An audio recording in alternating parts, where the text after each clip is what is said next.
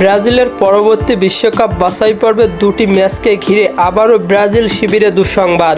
Brazil দলে নেমে আসলো ইনজুরির ধাক্কা। হ্যাঁ দর্শক, ভিডিওটি না টেনে সম্পূর্ণই দেখতে থাকুন।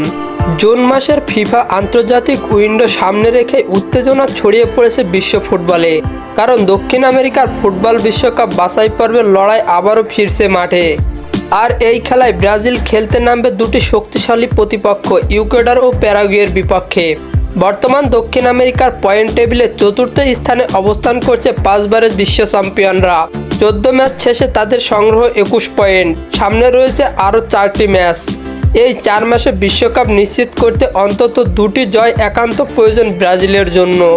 বিশ্বকাপ বাছাই পর্বের এই গুরুত্বপূর্ণ মুহূর্তে স্কোয়াড গঠনে ব্যস্ত ব্রাজিলের নতুন কোচ কার্লো আনচেলত্তি।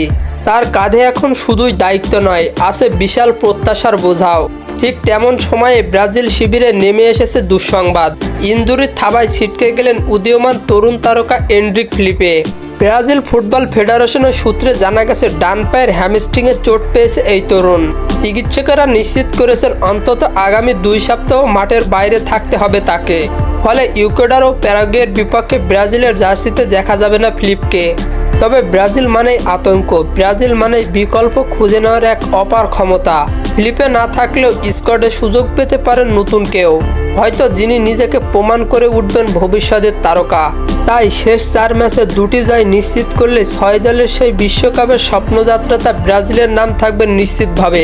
তাই এখন প্রশ্ন একটাই, এই চোট ও চ্যালেঞ্জের মুহূর্তে আনচেলত্তির ব্রাজিল কি পারবে বিশ্বকে আবারও দেখাতে তারা কেন ফুটবলের রাজপুত্র? তো বন্ধুরা, এনরিক ফিলিপে ছাড়া কি ব্রাজিলের পরবর্তী 2টি ম্যাচ জিততে পারবে ব্রাজিল? তা আপনাদের মতামত কমেন্ট বক্সে জানাতে ভুলবেন না।